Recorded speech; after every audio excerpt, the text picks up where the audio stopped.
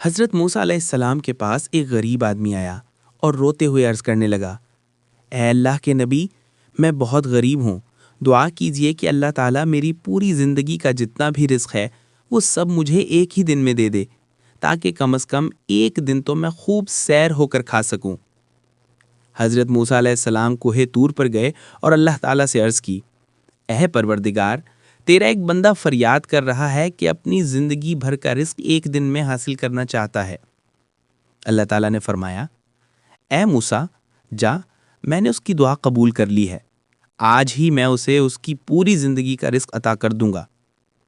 حضرت موسیٰ علیہ السلام واپس آیا اور اس شخص کو خوشخبری دی۔ وہ شخص بہت خوش ہوا۔ اگلے دن واقعی اس کے گھر میں رزق کی بھرمار ہو گئی، سونا، چاندی، اناج، مویشی، ہر چیز سے گھر بھر گیا۔ وہ شخص حیران تھا۔ اس نے سوچا کہ اگر اللہ نے مجھے اتنا کچھ دیا ہے تو کیوں نہ میں بھی دوسروں کو دوں۔ چنانچہ اس نے محلے کے یتیموں، بیواؤں اور محتاجوں میں تقسیم کرنا شروع کر دیا۔ جو آتا وہ خالی ہاتھ نہ جاتا۔ پورا گاؤں اس کی سخاوت سے متاثر ہو گیا۔ کچھ عرصے بعد حضرت موسیٰ علیہ السلام دوبارہ کوہ طور پر گئے۔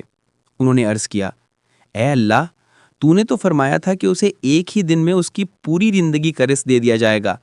اب 1 سال گزر گیا مگر اس کا رزق تو کم ہونے کے بجائے بڑھتا ہی جا رہا ہے۔ اللہ تعالیٰ نے فرمایا، اے موسیٰ، جب میں نے اسے رزق دیا تو اس نے اس میں سے صرف 1 دن کا رزق اپنے لیے رکھا اور باقی سب میرے بندوں میں تقسیم کر دیا۔ میں نے وعدہ کیا تھا کہ 1 دن کا رزق دوں گا اور وہ آج تک اسی دن میں جی رہا ہے، کیونکہ جو میرے بندوں پر خرچ کرے میں اس کا رزق کبھی ختم نہیں کرتا۔ سبق: جو اللہ کی راہ میں دیتا ہے اللہ اس کے رزق میں برکت عطا فرماتا ہے۔ سخاوت کبھی رزق کو کم نہیں کرتی بلکہ بڑھاتی ہے۔